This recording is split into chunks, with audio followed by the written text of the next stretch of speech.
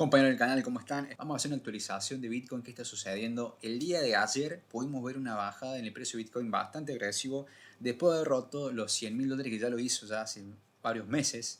Voy a mostrarles el gráfico. Vamos al precio de BTC, lista roja. Acá podemos ver en una temporalidad diaria niveles de $105.000 por unidad. Acá no me deja mentir el gráfico. Podemos ver el día 22, de hecho fue anteayer, que tocó niveles de $98.000, un precio bastante bajo que tuvo un soporte en la media de 100 sesiones. La gente que pudo comprar, buenísimo, felicitaciones y pudo acumular. En mi caso, yo estoy haciendo compras. Generalmente es el famoso DCA, Dollar Cost Average. Se hace una compra progresiva un día determinado, una vez al mes. Una vez al mes durante todos los meses, durante 5 años, 6 años, el tiempo que ustedes consideren que sea bueno, ¿no? Una compra programada una vez al mes durante X cantidad de años para promediar el precio, ¿sí? En el caso que yo, por ejemplo, diga, ¿sabes qué? Hoy, 24, no me deja mentir el calendario, 24 de junio de 2025, el precio lo tengo a $105.000 y yo considero que el precio vaya por lo menos a este nivel, ¿sí? A $136.000, especulativamente, ¿no? 27% más del compra que hice ahora y voy promediando. Después, según mi análisis, considero que BTC va a subir y va a llegar a los $200.000. O entonces el precio actual, 105.000 hasta más o menos, acá dice 200.000, son 90%, ¿sí? Entonces estaría promediando si yo empiezo a comprar en varias etapas, inclusive si el precio de BTC llegara a caer otra vez, llegar a testear este nivel o incluso llegar a testear un nivel más bajo para luego volver a subir, estaremos comprando estos niveles de 97, 95, compraríamos tal vez en estos niveles del 86 y después compraríamos en niveles más altos, tal vez 110.000, 120.000. Promediaríamos en el caso que pase ese tiempo y tendríamos una ventaja, ¿sí? Porque justamente lo que hacemos es promediar el precio, no siempre comprarlo a un nivel alto, sino podemos promediar, si compramos en 80, 90, 70, después en 110 y cuando llega a 160, el promedio entre que compramos en 70 y 120 es un promedio de 100.000 o 95 y ahí es la ganancia de 95 al precio que subió, lo que estuvimos ganando y una forma también de muy común de hacer el DCA, promediar ganancias comprando siempre en una fecha determinada del mes. Eso es lo que estoy haciendo. En mi caso, lo que estoy haciendo, lo estoy haciendo cada 2 meses. ¿Sí? Compro una cantidad determinada cada 2 meses y voy viendo. Y bueno, ya vamos a hacer. El que me sigue en el canal, yo voy a colocar al término de este año y al término del año que viene, voy colocando un reporte cada 6 meses y o anual, en donde se puede ver el precio en el cual lo compré y el precio que va a estar en ese momento. En este caso sería fin de año, el precio que es y bueno, el año que viene también para ir viendo las ganancias que se tuvo en promedio. ¿Sí? Esto es una inversión a largo plazo, una parte del portfolio a largo plazo para que ustedes le vean, digamos, si lo quieren aplicar o no. Esto realmente es una apreciación que yo hago personal. Ustedes verán qué hacen, pero bueno, es para promediar justamente y siempre es bueno acumular. Quien confía y quien conoce Bitcoin saben que cae más, compramos más, ¿no? Acumular siempre satoshis para la jubilación o para acá 15, 10 años, depende cómo tengan ustedes su inversión, digamos, cuando quieran vender, ¿no? Siempre es bueno tener, si compran ahora o si vienen invirtiendo hace 5 años, en 15 años quiero liquidar o en 10 años quiero liquidar una parte del portfolio y lo otro mantener a mayor largo plazo. Así que bueno, eso va a depender. Pero bueno, eso es una opción que yo les doy, que funciona, que sirve para no estar tan pendiente tal vez en el mercado todo el tiempo. Ustedes colocan una fecha determinada y compran y listo. Se olvidan de acá 5 o 10 años, una forma para no estar tan pendiente en el mercado y también acumular, en este caso con Satoshis, o también pueden hacerlo con otra cripto. En mi caso lo hago con Ethereum y con Bitcoin. Otra cosa, vamos a ver cómo está la dominancia de BTC. La dominancia en este momento, 65 puntos. Eso quiere decir que la capitalización de mercado de todo el mundo de criptomonedas, el 100%, el 65 está en Bitcoin y el otro 35 está en las otras altcoins. Estamos esperando la famosa alt season. Eso sucede cuando la capitalización de mercado, ¿sí? La dominancia de Bitcoin, que este es el gráfico de la dominancia, ahí dice BTC Dominance, empieza a bajar porque lo que es el dinero, el flujo, el capital del dinero en sí, de los USDT, USDC o BUSD, se van, digamos, a otras cripto. de Ethereum para abajo y empieza a distribuirse. El precio de la dominancia empieza a rankear con una tendencia a la baja o simplemente empieza a rankear. Bueno, nada, las otras altcoins se ven beneficiadas y se produce la famosa alt season que todavía no se sabe, pero podrías llegar a pasar como sucedió en 2019-2020. Voy a mostrarles acá las posiciones. En mi caso, tuve un trade en el último mes. No me deja mentir que hice un DCA. Acá podemos ver, en este caso, vamos a poner los últimos 3 meses para que ustedes más o menos lo puedan ver. Claro, hice un DCA que fue una compra de Ethereum en 12 de junio, acá está la fecha. Se compró $250, lo hice en 2 órdenes, 2.589, 2.639. En ese lado ya promedié y después, 2 meses después, haré otra compra en Ethereum. También igual fue en Bitcoin, los $300 en 108.000. Uno puede decir compraste caro, otro puede decir compraste muy caro. Vamos a ver en el futuro porque esto es una inversión, como les digo, parte del portfolio a largo plazo. Así que capaz si probablemente Bitcoin llega a 300k, 400k, esto se haría básicamente el 25% de ese precio en ese momento. Así que es como les digo, promediar el precio. Tal vez dentro de 2 meses a una situación como la que pasó ahora, que el problema que hay entre Irán y Israel, que en teoría ya hay un pacto de tregua o de no agresión, que vemos que el precio llegó a caer en 98 mil dólares, como lo mostré en el gráfico de TradingView, que está acá, no me deja mentir. Vieron, acá está 98.000 y bueno, se recuperó a 105.000, como lo podemos ver en este momento en tiempo real. Acá podemos ir viendo, bueno, esta es otra compra que hice, no importa. Y también hay otra compra 2 meses antes, que fue, acá está, en abril, 10 de abril, como podemos ver acá, fue una compra en Ethereum de $300 y $500 en Bitcoin. 79.500 dólares, en Ethereum 1.493. Bueno, la verdad que haber agarrado, como les dije, es promediar. 1.493, lo agarré en la zona baja, justamente acá, justamente donde me dio Fibonacci. Al precio actual, una apreciación del 62%. Pero como les digo, esto es una compra promedio, porque tranquilamente esto podía caer, sí, podría caer incluso por una situación a estos niveles, capaz de vuelta a 1900, comprar y después volver a subir. Como les digo, esto es promediar, esto es confiar en el proyecto, hablando de Bitcoin específicamente. Bueno, yo en mi caso personal también considero que Ethereum es una moneda, una cripto a tener en cuenta, una de las primeras. Bueno, las primeras, Bitcoin fue el primero, Ethereum y Litecoin en su momento, ¿no? Hasta en el 2013-2014.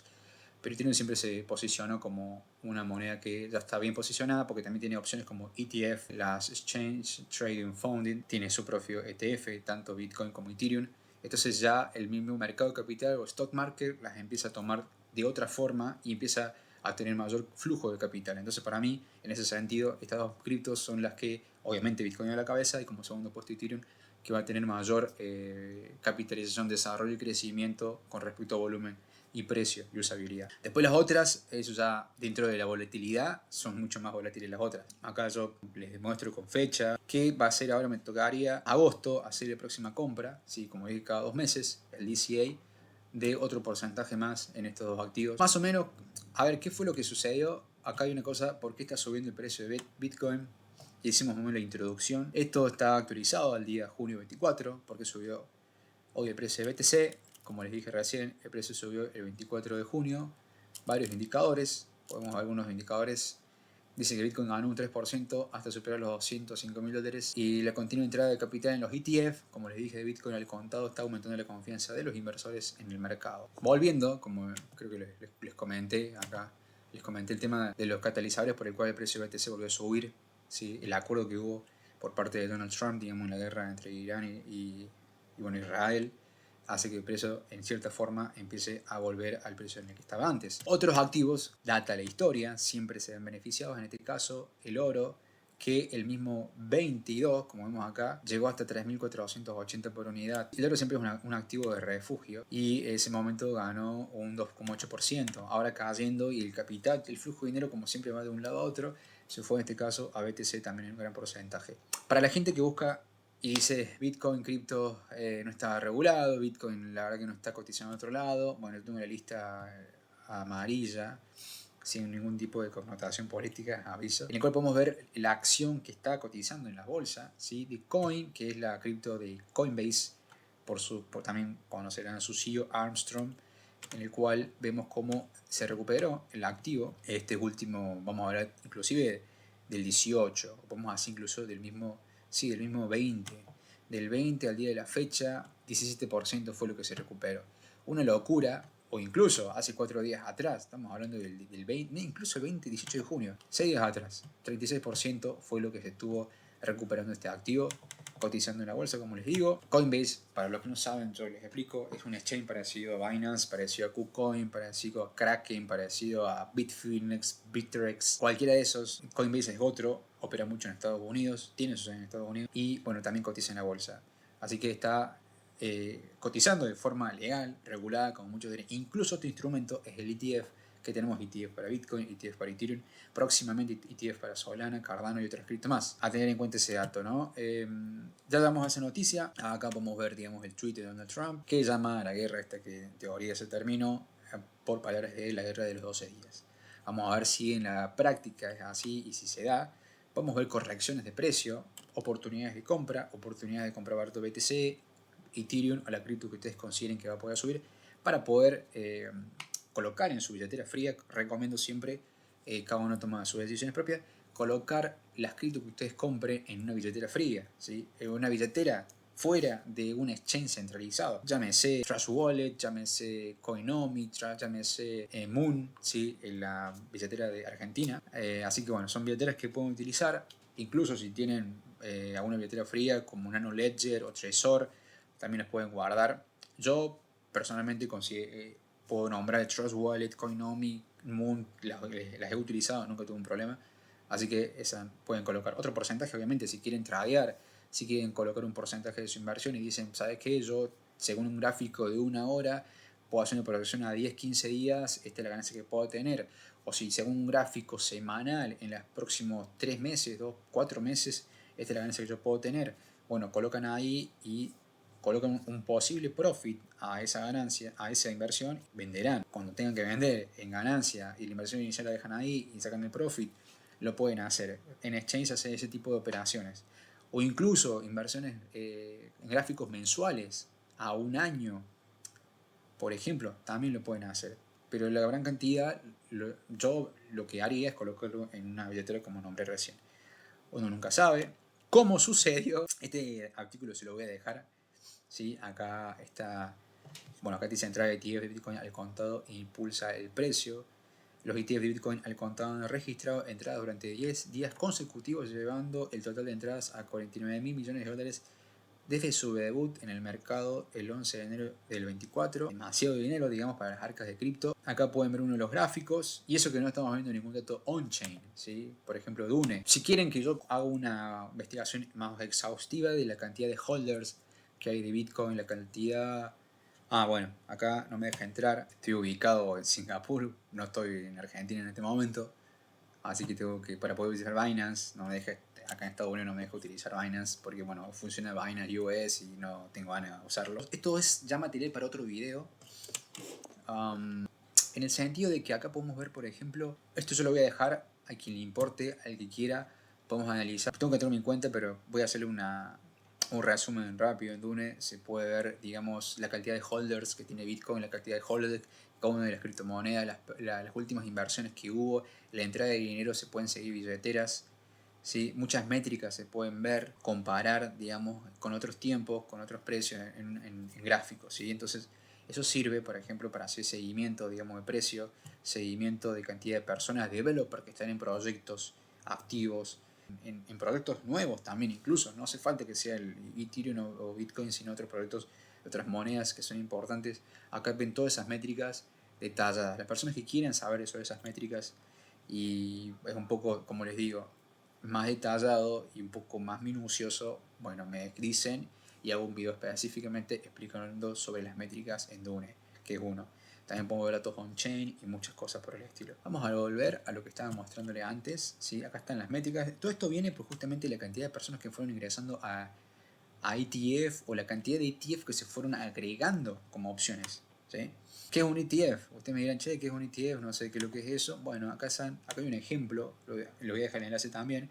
Acá también siempre, aparte de informar, esto es un canal para educación, ¿sí? Educativo, donde podemos tomar información, lo que va sucediendo en el mundo cripto, poder comprenderlo. Los ETF o fondos cotizados son instrumentos de inversión híbridos, ¿sí? O sea, entre dos partes, entre los fondos comunes de inversión o fondos en general y las acciones. Los fondos comunes de inversión, si no saben, yo les comento, cuando ustedes hacen un tipo de inversión en un fondo, más conocido en Argentina, por ejemplo, como fondos comunes de inversión, ustedes colocan un dinero en un fondo claramente en el cual puede elegir entre X cantidad de acciones o activos, 10, 15, 30, 20, y los va agrupando, los elige según una estimación, una proyección de profit que tenga acá 5 años, 2 años o 10, y eso le va a dar un retorno anual X. Y ese fondo de inversión le da un retorno anual X y ustedes ingresan ahí.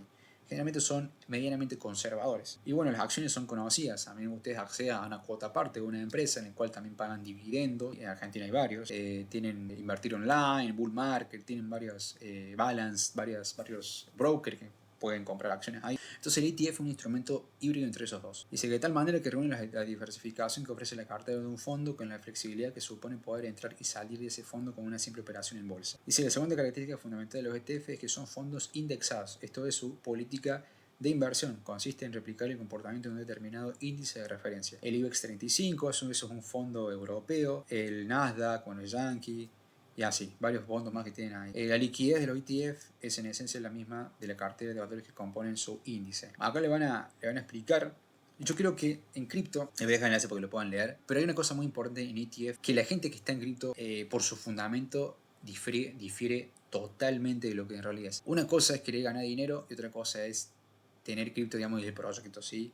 ¿A qué me refiero con esto? Si ustedes compran un ETF, aparte acceder a un ETF, generalmente lo hacen instituciones o gente que tiene, estamos hablando de 6 cifras por lo menos, ¿no? Como es un instrumento más regulado y, bueno, obviamente está avalado por la SEC, la Comisión de Bolsa de Estados Unidos, y está Powell hoy en día, entonces siempre se fijan las tasas de interés, el índice de desempleo se aumenta o sube, como las tasas de interés, entonces hay un respaldo muy grande. Eso que hace, por consecuencia, que haya mayor inyección de capital en este tipo de instrumentos y por ende Bitcoin y Ethereum y otras cripto aumenten su precio, sobre todo Bitcoin. Pero ¿qué es la diferencia principal?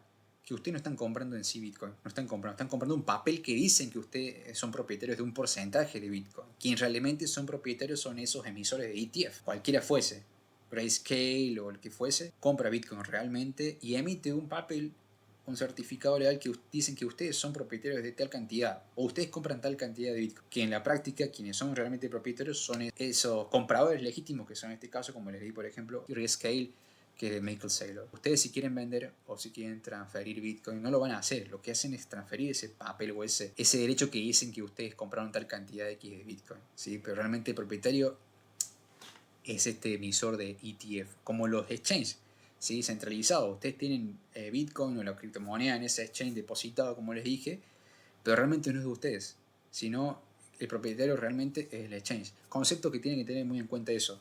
Por eso yo les digo colocar sus activos fuera en una billetera. Como dije recién, Trust Wallet, Coinomi, Samurai, Moon, Electrum, hay varias de esas. Pero bueno, tengan en cuenta eso, el tema de los ETF. Pero eso es bueno para el mercado porque inyecta capital, obviamente se aprecia, ¿no? Porque muchos más inversores van a ingresar al mercado cripto porque ya tiene otro tipo de connotación. Ahora en la parte más fundamental y teórica de que empieza a ser Bitcoin algo más centralizado y empieza a ser dueño de una cantidad cada vez más pequeña de poseedores o de holders, ya esa es otra historia. Bueno, ahora hablemos de lo que dije recién, exchanges centralizados. ¿Sí? Esto capaz lo divide en dos partes porque hay de más información.